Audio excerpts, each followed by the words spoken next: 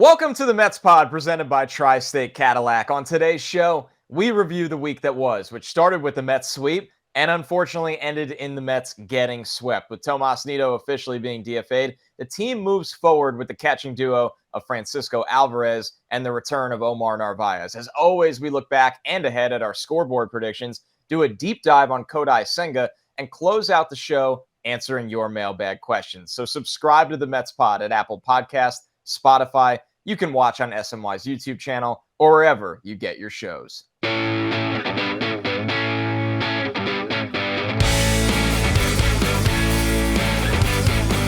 What's up, everybody? Welcome to another episode of the Mets Pod presented by Tri-State Cadillac. This spring, be transformed during the Cadillac Move Up sales event. This is your moment to step out of the ordinary and into the extraordinary. Visit your Tri-State Cadillac dealer today. And here's a reminder to subscribe to our show at Apple Podcasts, Spotify. Of course, you can watch every episode on SNY's YouTube channel or wherever you get your podcast. I'm your host, Connor Rogers, joined as always by my co-host, Joe DeMayo.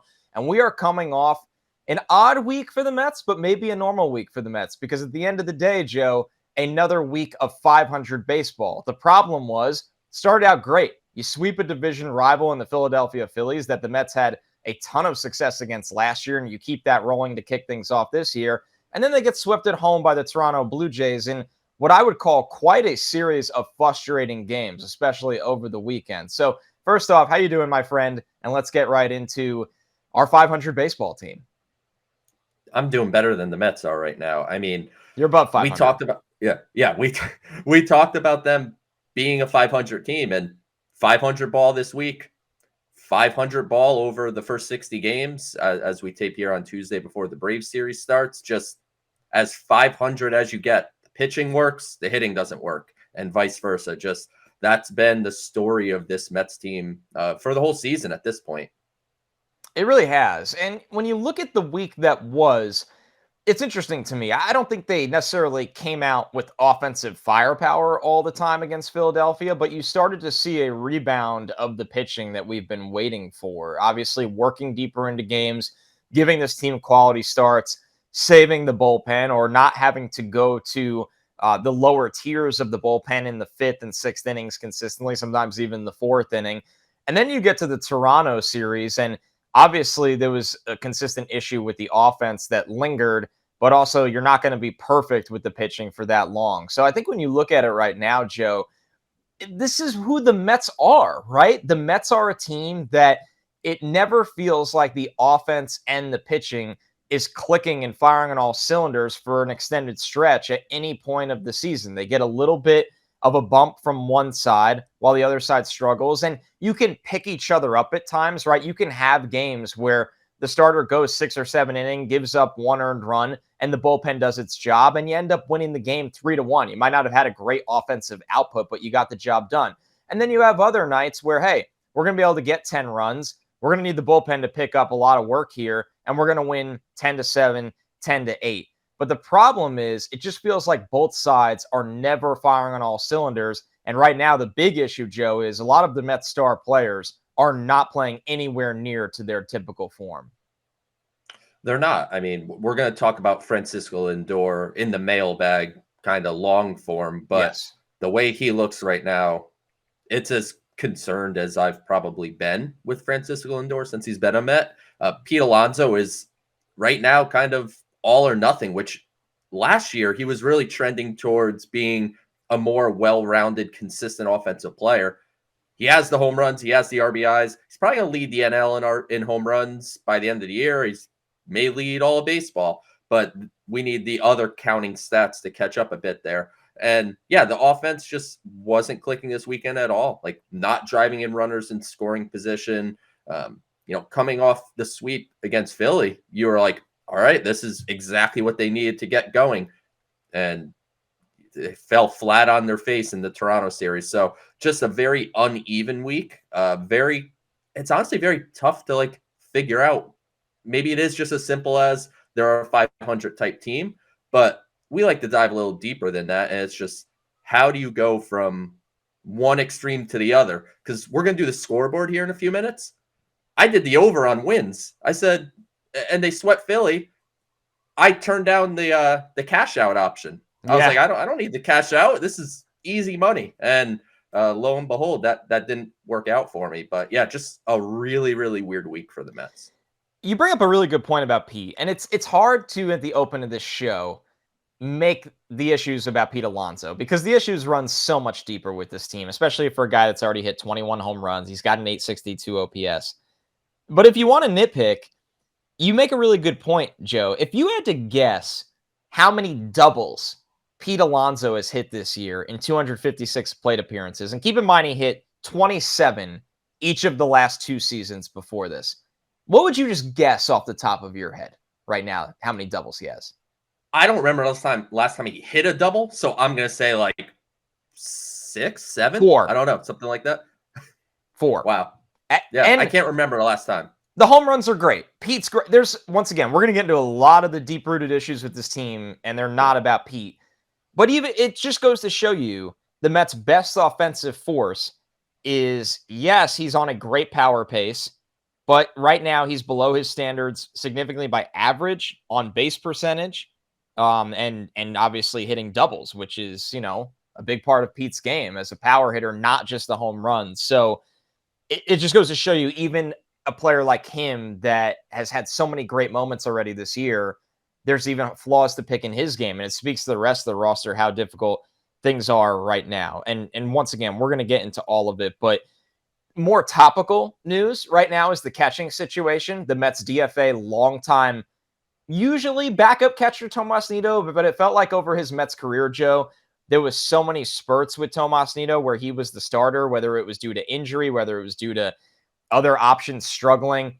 The Mets do DFA Nido. I think it was the right thing to do because you have the breakout of Francisco Alvarez. I know he's cooled off at the plate, but Alvarez, his power element, how good he's been defensively. You have Omar Narvaez returning, who I can't say it enough, quietly could be a big offensive upgrade to this lineup compared to what they were getting out of anybody not named Francisco Alvarez that had to play games at catcher.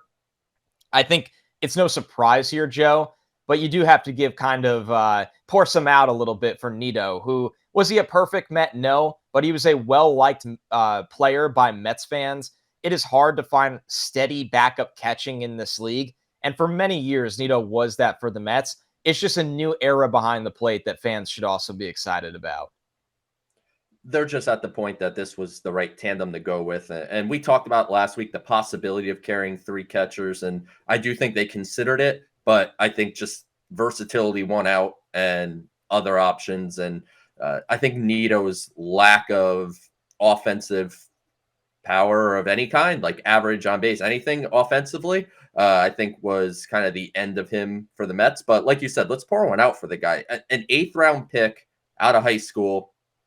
Not many of them make the major leagues at all. And he's did parts of 7 seasons with the Mets. It was a lot of just a few games early on, but he spent a lot of time with the Mets, and, by all accounts, all around great guy. The pitchers seemingly loved throwing to him. When James McCann was here, there was pitchers that were like, we just don't want to throw to McCann. We want to throw to Nido. So he's going to be just fine. He's going to land on his feet. I believe Mike Puma from the Post suggested that a trade could be in the works because when you DFA a player, you have a few days to trade him before exposing him to waivers. So maybe they could get a little something, whether that's a minor league piece or maybe some kind of bullpen arm that someone wants to kind of discard of at the moment. But, pour one out. Nido had a good backup career, and I think he's got many more years left in the major leagues. I mean, we're 7 years in. He's going to be a 10-plus year major leaguer. So just a deal of numbers. It happens. And now the Mets with Francisco Alvarez and Omar Narvaez as their catching duo have one of the top catching duos in the sport. So let's discuss that moving forward, right? You look at it with Narvaez. This is a lineup that needs any able body hitter right now, anybody that has a track record of being able to hit. And we know Narvaez had a down year in 2022 where he hit 206 in just 84 games. But you look at the full season sample size before that, full seasons, whether it was 17 and 18, where he hit 277 and 275, and then 2019, where he hit 278, and in 2021 he hit 266, and the OPS is there, all well over 700. That's good numbers from the catching spot. And I'm not saying Narvaez is going to be back to that player, but I also think he's going to be a better player than what the Brewers got in 2022. And knowing that, Joe, knowing that Narvaez is going to play, do you look at the DH situation and go, you know what? Especially if Vientos doesn't really show much, and they haven't really even been interested in giving him long, extended looks to show much in general. But say struggles continue for Vientos, Vogelback is Vogelback. Do you start to look at a day a week where you go, Narvaez is going to play. He's going to play more than one day a week. Do you throw Francisco Alvarez in the DH spot? Because you need any kind of offensive firepower that you can get. I honestly don't think they can. Now, I mean, that was part of the thought process behind carrying 3 catchers. If you DH Alvarez, you don't have a backup catcher. So if something were to happen to Narvaez, Alvarez has to shift to catcher, and then you lose the DH. And so I don't envision that really being much of a factor, maybe occasionally. But I think where we're looking at the DH, it's a platoon of Daniel Vogelback and Mark Vientos. And until further notice. It's what we called for at the beginning of last July, shortly after they got Vogelback. And that's kind of how they're treating it. And I think Mark Vientos should be playing every day. He's obviously not off to a great start, but go look at the first 40 or so at-bats of Francisco Alvarez this year. We were getting mailbag questions to send them back down to the minors. And now look at where we're at. So he got consistent playing time. It worked out. I don't think this is rocket science. You have young player. You play young player. You give them a little time, and they tend to work out, if they're going to work out at all. So they should be giving Vientos an extended run, given where Vogelback's at. But right now, the catcher situation, based on what Buck Showalter has been doing with the young players, I don't think it'll be a 50-50 split. I think Alvarez will catch more than Narvaez will, but I think we'll see plenty of people on Twitter complaining that Narvaez will catch maybe a little more often than you, I, or the people listening to the show would prefer. I think it's safe to say, and I don't know. As much as I want Alvarez to play as much as possible, I also think Narvaez was brought here and paid here for a reason. I don't think he's a bad player. I think this is only going to help the Mets right now. So it's been kind of fascinating to watch the reaction to his return, and we'll see what that brings. We have to go through. The key here, Connor, really quick. Yeah, the key here is Narvaez was brought here to be the starting catcher. That's what he was paid to do. $8 million a year. With him and Nito. Yeah, he was brought here to start with Nito as the backup because they thought Alvarez had a ways to go. If the Mets are progressing as an organization here, sometimes you just have to see what's in front of you. And, I like Narvaez. I think he's going to play really well, especially if you keep him just against right-handed pitching and, utilize him the right way. Francisco Alvarez is the best catcher the Mets have. So, sometimes you just look and go, oh, well, we're paying Omar Narvaez a lot of money. It is what it is. You got to play the best players, especially on a team that's been up and down, been 500. You can't spend too much time taking the better players out of the lineup just to satisfy like a contract. Steve Cohen's got plenty of money. I don't think he's overly worried if Omar Narvaez is only playing 40% of the time. Great call on the splits, by the way. It is a very underrated aspect of this, is that we're not saying it's going to be a situation that Alvarez only plays against lefties, but when you look at Narvaez being a left-hand hitter, 750 career OPS against right-handed pitching compared to 615 against lefties. I don't think Narvaez should ever have to play against a lefty, and that'll just maximize his offensive output. 345 on base against righties. I mean, Narvaez is a good offensive player at the catching position against righties. So that's a great call out, Joe. And it kind of, the math kind of does itself, right? I'm not saying it's easy to be Buck Showalter or the Mets analytics departments, but if you're looking for a path of how to use these two guys, it's a pretty ideal tandem in terms of what they do well and what they will continue to do well. So, okay. Last week, Joe, you by far got the best of me in the scoreboard. You took a lead. You went up 9-7. We'll look at how we did this week with our scoreboard predictions. And once again, an odd week for the Mets where they get the sweep and then get swept. Our first question was, how many wins in the next 6 games? The over-under push line was set at 3 wins for the Mets. Joe, you went with the over. You were feeling amazing on Friday morning when you got out of bed, which is probably like 4 in the morning because you go to bed at 8. I mean, you were feeling real good. And sorry, Joe, you got the loss because I went with the push. You went with the over. The Mets only won 3 games. I was not rooting for me to win when this happened, but the Mets let us down over the weekend. Our next one was how many quality starts in the next 6 games? Joe, we both pushed at 2. The Mets had 4. 4 quality starts in 6 games. I don't think this has happened in a week this year for the Mets. So the Mets shattered that one. No points awarded there. Next one. Francisco Alvarez home runs in the next 6 games was set at 2. You went with the push, Joe. I went with the under. Alvarez did not hit a home run, unfortunately, in the last 6 games. So I get a point there. And then our last one was how many games does Mark Vientos start in the next 6? Out of 3. Joe, you went over. You were feeling optimistic that Buck Showalter would play Vientos consistently. He did not. He played 3. I went with the push. I got the point. I needed a big week, Joe. You kicked my butt last week. I had a big week this week. It is now 10-9. I lead by a point for the season on the scoreboard, which takes us to – I'm glad how close this has been, by the way. It feels like a lot of weeks we were just tying. Then you had a big week last week. I had a big week this week, which makes for a huge, huge upcoming stretch where the Mets play the Braves on the road for 3 games, and then they go to Pittsburgh for 3 games. And that leads us to our first question. Mets wins, as we always do. As always is, it's set at 3, Joe. I give the floor to you because I'm a nice guy, even though I won the week. How many Mets wins this week? 3 in Atlanta, 3 in Pittsburgh. 500 Mets. 500 every week, 500 on the season. I'm pushing.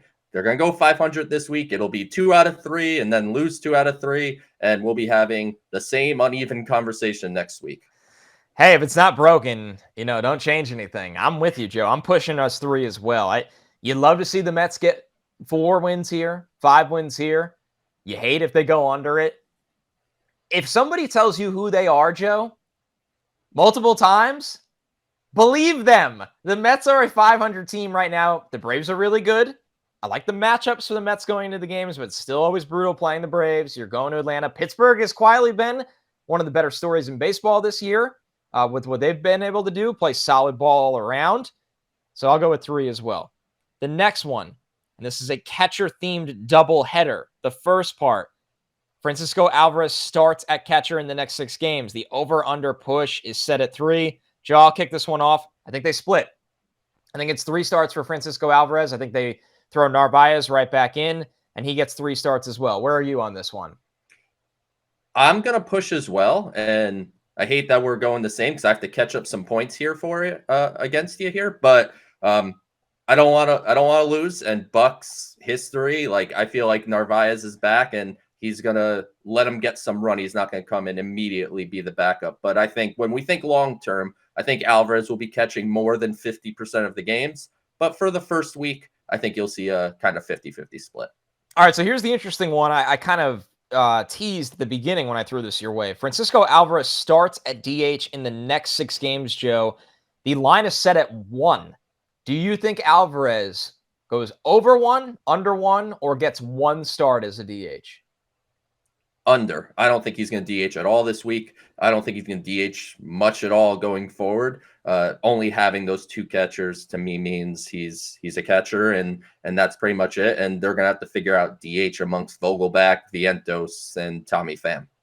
You've talked me into this one, and it goes back to spring training, right? I believe SNY's, our very own Andy Martino, had written about this quite a bit as well. The Mets don't really have interest besides Vientos because that's just who he is.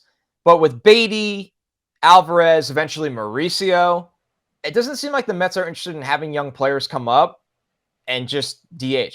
Besides Vientos, because Vientos probably is a DH. At best, he's a first baseman. The Mets have a guy that's pretty good at first base and is going to be there for a long time and plays every day. So Vientos doesn't get time there. So I'm with you as well. I will go under until we see it, because this would be a change in philosophy for the Mets if they ultimately DH Alvarez. So Joe and I, we agree on all 3 of these this week. But listen, it's not that the Mets are very predictable, because they have had unconventional series this year. They'll take 2 from a really good team. They'll get swept or lose 2 to a really bad team. But right now, it just feels like this is who they are. Let's get into Kodai Senga, Joe. Kodai Senga, talk about a roller coaster of a year. When you look at Senga, the big story was his splits, struggling on the road, having success at home, really struggled at home over this last week. And the big story is the rest. We've discussed with Senga since he was signed here to the Mets that over in Japan, where he had a lot of success for a long time, you get your night to pitch. And I believe Senga was Friday nights. You pitch that night of the week, and that's it. It's not like Major League Baseball where, you just shuffle through the 5 days, where you're pitching more in a shorter time period. Joe, are you buying in that these struggles would be because of that regular rest situation that he's not used to? Or do you just think what is happening with Senga is a entire product on the field as well?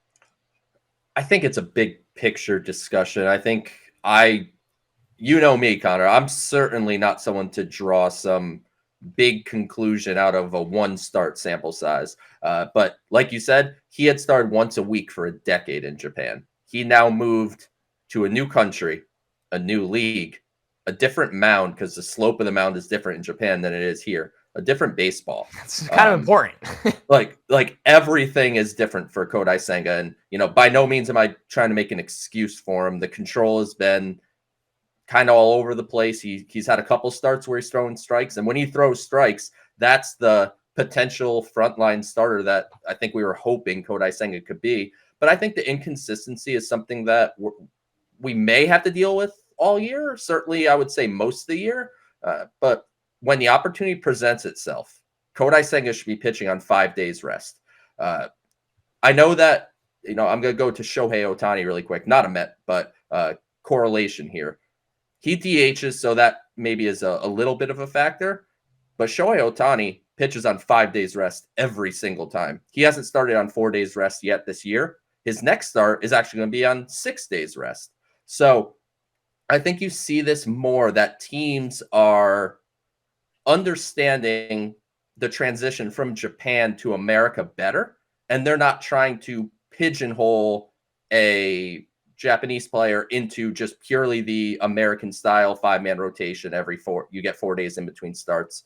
With that said, Senga's going to have to, at some point in time, show that he can do starts on 4 days rest. Because look, as inconsistent as the Mets have been, they're 2 games out of a playoff spot. And I would wager pretty decent money that they will be in the playoffs one way or another, whether they do make a run in the second half and end up going for the division, or they end up with one of these wild card spots. And when you're in a pennant race and you're in a playoff push and you're in the playoffs, it's hard to look at someone like Senga and say, well, you can have your kind of normal 5-day rest. So Shohei Ohtani hasn't pitched in the MLB playoffs, so we haven't had to see if the Angels would adjust on that. But long story short, I need to see more. But the first start on regular rest obviously wasn't good. His stuff was fine. He was up to 98. Yeah, velocity was there. He was just all over the place control-wise, which we've seen happen when he had 5 days rest. So I don't know if we could draw that conclusion yet, but I do want to see some more data on it. So let me ask you this, because this is something I was kind of spinning through my head on the off day. Was that, okay, all this conversation is around Senga and rest and managing, and I know this is a lot of work to do, but hey, the people in charge get paid to do it. Is there a world, Joe, where when Quintana is back, and that's creeping up on us pretty quickly, thank God, by the way, and Carrasco is kind of back to, I don't expect Carrasco to be 6 innings, 1-run ball every week, but if Carrasco can routinely pitch 5 or 6 innings of respectable baseball, great. Is there a world where you look at it and you go, okay, this is a week where we want to give Senga an extra day? Do we almost treat a McGill start not as a true 6th-man rotation, but almost as a bullpen game, right? Where McGill, not very effective pitching deep into games. Can we get, if it's a great McGill game, you let him go as much as you can, but you're really expecting 3 to 4 innings of McGill and almost have that bullpen game planted to occasionally give Senga that extra buildup. Am I galaxy braining this, or is that something that can be figured out at the major league level once in a while when you have the pitching depth to do it? It absolutely can be figured out. I mean, it's something the Angels figure out all the time. So right, there you go. Yeah, it is something that can be figured out, and probably something that should. I don't think the Mets should or will go to a true 6-man I rotation. don't think they need to. Yeah, I don't think they need to, and frankly, I think that would throw Justin Verlander and Max Scherzer off a little They would too not much. like that. Yeah, just to benefit Senga. But when it lines up where maybe you don't have an off day for a full week, because those weeks happen where you don't have an off day, and you want to stretch that Senga to that fifth day, you could slide a McGill in, or maybe Peterson works his way back in, and you have like a pseudo 6-man rotation situationally. I think that makes a lot of sense. And frankly, if Jose Quintana comes back and everyone else is healthy and everything else is okay, I would expect you see something much like you suggested, Connor. Yeah, it's just kind of something spinning through where you're like, okay, to bring the best out of Senka, those are the lengths you should go. It's not catastrophic, right? They've started McGill every week for how many months now? What's the difference once in a while just because Quintana's back? All right, keeping it moving here. We will go down on the farm as we usually do. And this is kind of a sequel to one we did a couple of weeks ago. As our loyal listeners will go, we will look at some of the pitching. Because everybody always asks, what's the pitching in the Mets farm system right now? And it has been few and far between. Something since Steve Cohen took over as owner, something they've been trying to rebuild back up. And let's start with Mike Vassell, Joe, who you often discuss as, hey, he's really the guy to keep an eye on. This might have been a find for the Mets later in the draft. We know he got hurt. He came back from injury with a good start. Named Eastern League Pitcher of the Month as well. Where do things stand with Vassell right now in Double-A Binghamton, Joe? I was definitely concerned when he got pulled out of that game I was watching on MILB.TV, and he gave up a single. I think it was the top of the 6th inning of that start. Trainer came out and they took him out, and I was like, uh-oh. Pitcher's getting pulled in the middle of an inning. They don't like that. Typically not a good sign. Turns out they said it was precautionary, and Vassell came back. He pitched on Sunday, pitched just fine. The Mets actually, from what I understand, had a plan to have him make a bit of an abbreviated start on Sunday, and he ended up pitching kind of normal length. They trimmed his pitch count a little bit because they've let Vassell go this year. I mean, he's been mid-90s pitches, upper 90s. He's gone 7 innings, 8 innings. Like they've let him throw. But all signs point to he's healthy. The stuff was fine. He was up to 97 miles an hour on the gun on Sunday. So all things are pointing Mike Vassell is just back. And I don't know what it was that he was pulled for precautionary reasons. Could have been a myriad of things, but seems like he's fine, back on rotation, and the stuff looked good. And he's certainly making a case to be the top pitching prospect in this system. I still have a guy who we'll talk about in a minute above him, still present day, but Mike Vassell's really knocking on that door to be the top pitcher in the system, and he is surely the highest ranked pitcher that's closest to the big leagues in this system. That's the big one right there. The former 8th rounder from the 2021 MLB draft just turned 23 in March, and he's in Double-A. He's had a lot of success, and that's the big reason why there's such a spotlight on him, Joe, is because he's the next guy up out of the big names. But let's get into the one that you kind of teased there. Blade Tidwell would be my guess is who your top starter is in the system right now.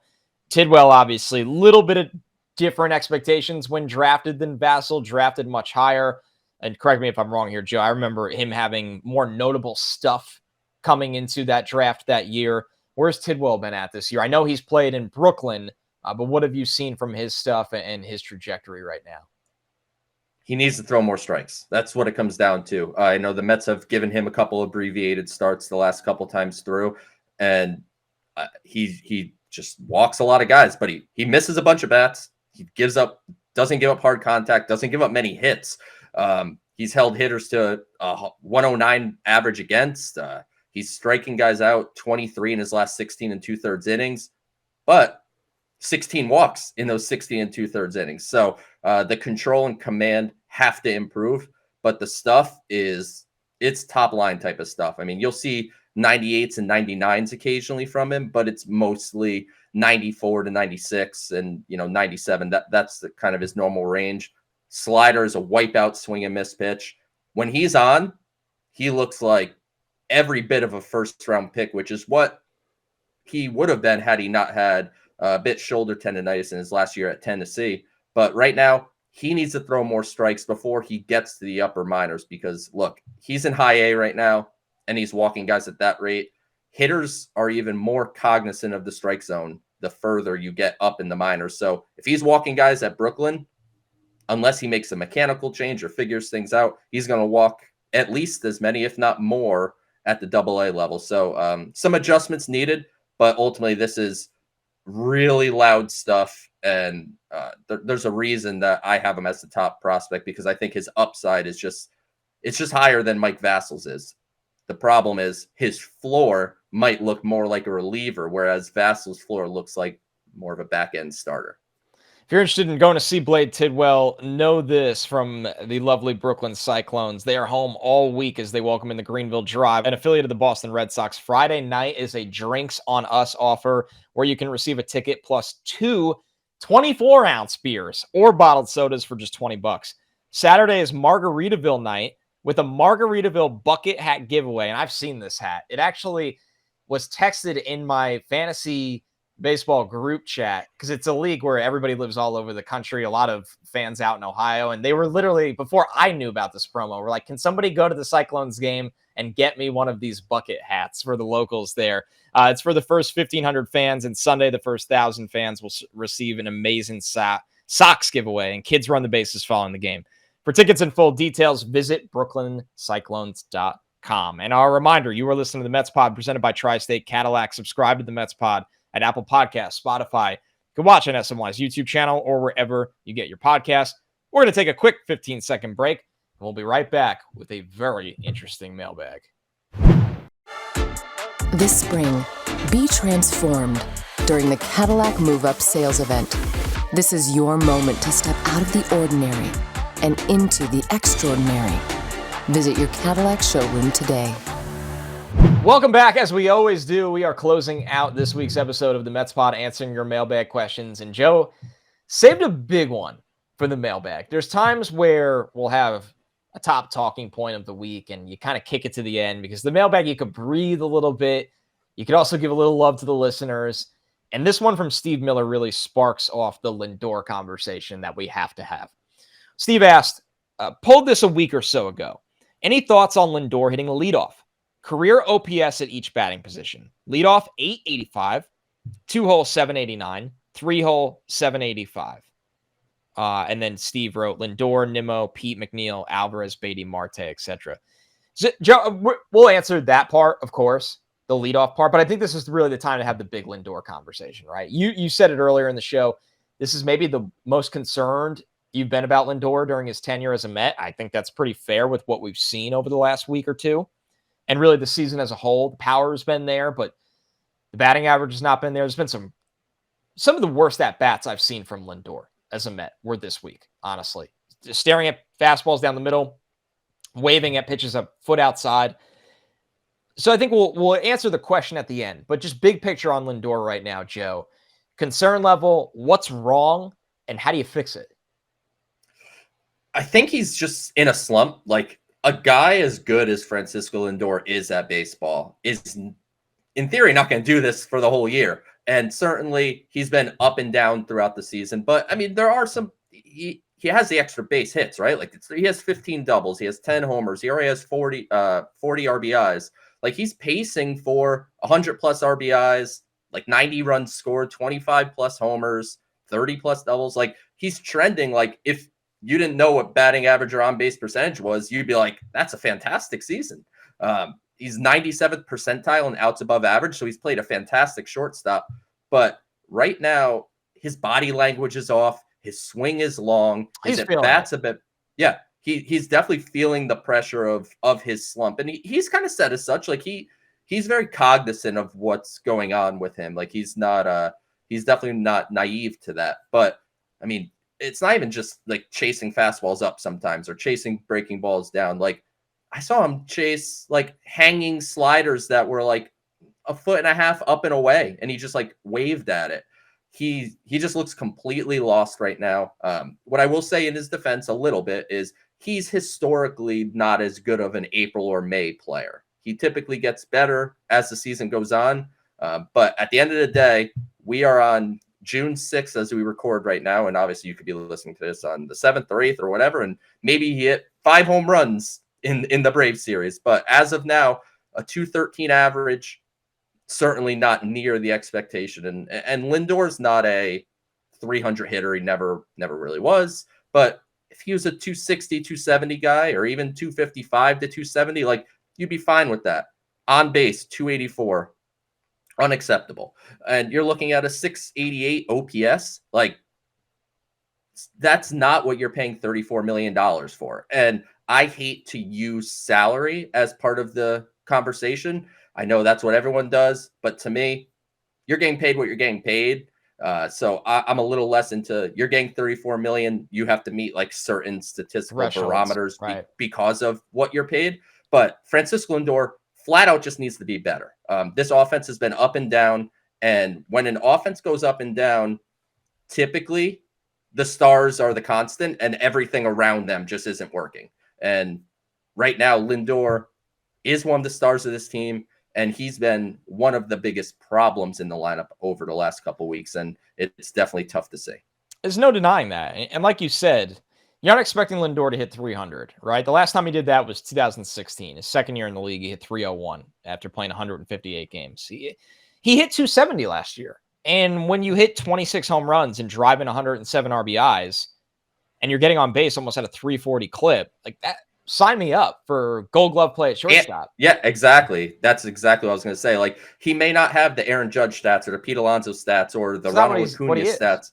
That's not what he is, but he brings elite defense. And I will give him the benefit of the doubt of, amongst all the struggles that he's having offensively, and they're as apparent as could be, he has not taken it into the field much at all. Like, he's made a couple errors here and there, but largely Lindor's been as good a shortstop as there is defensively in the sport. I also think, listen, I'm a big Lindor fan, and I am fully confident Lindor is going to break out of this funk. And I also am honest that it's been a massive, massive problem for the team and a huge letdown and underachieving, disappointing, whatever you want to call it. It's also magnified, Joe, because this lineup has been in large part very bad. So when the lineup is consistently bad, if your star player hits a big funk, and let's not forget, before that home run Pete Alonso hit on Sunday, I think he was in a 1-for-22 funk, so which was worse than Lindor's. And the problem is, when your whole lineup is consistently bad, if a star player can't have a slump, and it's a huge problem that he is, but nobody can pick up Lindor and Alonso when they aren't hitting. We had this exact combo when the Mets were really struggling. This combo might have been a month ago, right before they hit the 5-game win streak, right? It was probably pretty close to when they didn't hit a home run against the Nationals in 4 games, maybe a little before that. We had the conversation, Joe, that when Lindor and Alonso are slumping, the Mets are doomed, because nobody else does enough. And we are back to the same combo again because Lindor and Alonso are slumping and nobody does enough. So the Lindor slump is a big picture combo. The small picture combo is that Lindor needs to be better. And I think he will be, but this is a problem right now, and it obviously scares you. It's a bigger picture combo to me on the team that the Mets right now, their offense is not good enough to endure this. And that's a team building problem and a player's problem because he's getting out of it, but Starling Marte is a better player than what we've seen. Brandon Nimmo has kind of dipped back down. Jeff McNeil is not playing up to his standards. Mark Canha had 2 or 3 good games. The rest of the year have been horrific. Vogelback, not playing very well. They haven't gotten much out of Brett Beatty lately. Brett Beatty's had a really bad 2-week stretch here. It hasn't been good enough. And that is a big problem with the Mets, that if their star players cannot slump. So when you ask how do you get him out of it, to Steve Miller's original question that got us here, I love that the OPS is almost 900 as a leadoff hitter. But if he's struggling this bad, can you put him in a spot as the catalyst of the offense as the leadoff hitter? Number one, when you have one in Nimmo that you love, to get out of it, I don't think you can afford that right now. It's definitely tough to envision putting Lindor at the top, but I definitely appreciate Steve's looking up those stats. It's a great research point because it got me thinking like, maybe you do, but I don't know if you can afford that right now. If you were 10 games over 500, I'd be like, see what happens. But you're not. You're walking on eggshells every single series you walk into. it's tough to say like what the right thing to do is. Like, I mean, you're not going to give Lindor like an extended break from playing, and you're not going to throw him down at the bottom of the lineup to figure it out. He kind of has to figure it out in the 2 or 3 hole, I think. And it's just put a lot of pressure on the young players too. Like, that's the kind of the big picture here is Alonso and Lindor's struggles. All right, we've talked about Beatty and Alvarez and Vientos, and it's like they don't need to be saviors, but if the stars aren't performing and now you're putting Beatty in the 5 hole every day and Alvarez has hit 2nd and 9th and wherever, like he's going to hit everywhere he hits. But now there's added pressure on those kids they can't also slump. So it is a big trickle effect that to me starts with Francisco Lindor, because the big difference for me between Lindor and Alonso's struggling, but he gets out of it with a big couple home runs and he produces runs. How is Lindor going to get out of his slump? Is it starting to hit some doubles again? Is it drawing some walks and actually seeing pitches and working real at bats? Because right now he doesn't even look competitive at the plate, and it's something he needs to figure out, and he's got to figure it out quick, because while these counting stats, he could have a big, June or July, August, whatever, like you could catch up a little bit, but the more time you're hitting down here, it's going to be tough to really perform to the back of your baseball card, as I always say. That's exactly it. And like you pointed at, he's not working counts. He's not getting into advantageous counts of situations. I don't know if the situation is for Lindor to take more pitches, because I feel like he's a guy that takes a lot of strikes. He just likes to look at a first pitch and get a feel. Maybe he needs to jump on more pitches. I wish I had the answers right now. And I would love the leadoff thing is, to me, something you experiment with if, unfortunately, Brandon Nimmo got hurt. But I don't know if you want to take Nimmo out of that spot that he's so comfortable in. I think the unfortunate conversation with Francisco Lindor is right now, I think he needs to move down in the order, honestly. If we play the lineup. But who do you move up? Marte. Who do you move up? Like Marte. I put Marte in the 2 hole. Yeah. I really think I've seen a much better Starling Marte over the last week. Definitely. And even the outs, I'm like, that was a really good at bat from Starling Marte. And you're looking at a guy that Marte hit 292 last year. Like, we forget Starling Marte hit 292 last year with an 814 OPS. He's really starting to climb back up, starting to figure it out.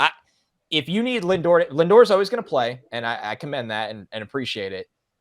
And I hate playing the lineup game every week, but we got to. I think you got to do a little bit of Nimmo, Marte. I would probably bat Pete 3 in that situation, just get him more at bats and then, figure it out from there. But Lindor might have to move in Marte's spot. We'll see. We got one more question here, and it's a good combo on Lindor, because I think everybody thinks they have the answers besides the people that just don't like Francisco Lindor because he's paid a lot of money. But I think it's as we always say on this show, the answer probably lies somewhere in the middle of everything.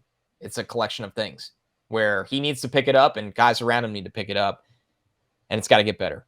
All right. Our last question is from JJ. JJ asks, is my judgment being clouded by the results? Last year, it seemed Buck pulled all the right strings. This year, it seems the opposite. Weird lineups, questionable bullpen choices, not that there is much of an option, not holding veterans accountable for not hustling. This is something that ever since I did the rant, we did like the blame game meter, and we put a lot on the players and a lot on Epler. And I really was like, it's hard to blame Buck Showalter that they have to throw Steven Nagosic and Dominic Leone and guys aren't hitting. Since I did that, I think Buck has had a tough stretch here. I do. And I don't know his responsibility factor on making lineups. Some people will tell you that the analytics team does, the front office does, Buck does. I'm not going to pretend to know. I'm not in the clubhouse. We don't play that game on here. My problem, Joe, is there's a lot of managing situations from Buck where he does treat veterans wildly different than young players. And I get it that like the respect is earned kind of thing, but the gap's too big, in my opinion. The gap is astronomical, in my opinion. The leash that a veteran player gets compared to a guy trying to get his feet under him in the major leagues. It's almost like he didn't want that guy there. They're just stuck in that situation. And then number 2, there's a lot of the Vlad. I know we're like cherry picking here. Not walking Vlad Guerrero this weekend was like, were you not even, what was going on there? anybody in the world makes that decision, but one of the smartest managers in baseball doesn't. Buck has not had a great run here. I'll say it. And we like Buck, but it's not been a good year, but it's been, in my opinion, a pretty rough 2 weeks here, I'd call it. I'll say this. A manager's job is a heck of a lot easier when everyone's just doing really well, like the 2022 Mets did for like 6 months until September, when things started to fall apart. So largely, I think that's the driving factor as to whether you, quote, have a good manager or a bad manager. Like Buck made questionable decisions last year, but they just worked. So it's just like, oh, what? Buck knows more than I do. Now he's making similar decisions and they're not working. The team is not playing as well. The offense is not thriving as well. The starting pitching's not lasting into games. He's forced to use Steven Nagosic all the time and Tommy Hunter and Dominic Leone. And that's not necessarily his fault. Like Billy Epler and the front office should have better prepared from a depth perspective. But to me, the treatment of the young players has been the most concerning thing to me. Because when you just look around baseball, when teams call up young players, those young players are playing every day. And he's done a good job with Alvarez after the initial just hardly playing him over Tomas Nido. He plays him most days now. Beatty plays a lot, and he moved him up in the lineup. But you look at the DH where they're getting nothing. And we know Mark Vientos hit at the AAA level, and he's yet to do so at the big league level. But I said this before about Alvarez like a month ago. These kids are top prospects in the system. They've played every day. They've been stars of their team since they were probably in Little League. They're not used to sitting on the bench and waiting to play and maybe get a pinch hit at bat or play a couple times a week. Yep. You have these young players. They need to get in the lineup. And it's not like Daniel Vogelback is lighting the world on fire. It's not like Eduardo. I mean, I actually love what Eduardo Escobar's doing, but he shouldn't be taking a ton of at-bats from Beatty, even against lefties. How does Brett Beatty get better against left-handed pitching? By facing left-handed pitching. So Buck has made plenty of questionable decisions, but I think, I hate to simplify it to a degree, when the players are playing like crap, the manager's going to look like crap. Like that's kind of the name of the game. But certainly right now, Buck is not looking as great as he looked last year. And the team doesn't have that same feel. So I don't know what's going on in the clubhouse. I don't know if it's how it's being perceived in there, but you don't see the same fire, the same juice, just everything that was with last year's team. And that is partially on Buck because he has to keep the clubhouse motivated. To me, that's the primary objective of a baseball manager in 2023. It's not filling out lineup cards. It's not which reliever you bring in certain spots. It's you keep this locker room going because there's going to be ups and downs in the season. And the Mets, unfortunately, have been in a constant state of up and down. And Buck needs to get these guys motivated, get them going one way or another. Sometimes things just get stale. And I'm not saying the Mets have gotten there yet. But it's what you're alluding to is sometimes things get stale and you just maybe need a different message or something different overall. And to your bigger point, Joe, to put a bow on all this, it feels like you said, when things aren't going right, where the players aren't getting the job done and winning the games themselves, the not walking Vlad Guerrero situation becomes the number one talking point. Because that game is the difference in a 4-2 homestand, great, and a 3-3 homestand where you got swept. Not great. That's a big difference. And that alone is the key why. If you're not ever put in that situation where one managerial decision is the difference in a 4-2 homestand and getting swept, nobody talks about it. So it's always two sides of the argument, and it's difficult. And that's what we do on this show. I think we do a fair job of trying to present both sides, but that's where the Mets are right now. Yeah, they're stuck in the middle. And, maybe if you walk Vladimir Guerrero, we'll be tied on the scoreboard. And you wouldn't have a 1 point lead on me. But, yeah, look, it's just the nature of this team. And it is frustrating to watch. So I totally get why people are frustrated on Twitter and calling in the radio stations and on SNY, analysts talking about things. I understand the frustration. It's frustrating for me too. I mean, diehard Mets fan like everybody else. So it's frustrating to watch them not perform. And unfortunately, I think we are all just trying to figure out the why. Why is the highest payroll in baseball history 500 in June? Why is the manager making some questionable decisions? Why is the depth not there? Like, there's so many whys that we just can't find an answer to. And I think we're all just trying to figure it out. Like, why is this happening? Because we want the 101 win Mets from last year back. And it's largely the same team, but we're not getting that type of result. So it's definitely a little maddening, and it just has this kind of shrugging our shoulders, like, why is this happening? And with that, this is the Mets Pod presented by Tri-State Cadillac. This spring, be transformed during the Cadillac Move Up sales event. This is your chance to step out of the ordinary and into the extraordinary. Visit your Tri-State Cadillac dealer today, and remember to subscribe to the show at Apple Podcasts, Spotify, SNY's YouTube channel, or wherever you get your podcasts. Thanks so much, everybody. We'll catch you next week.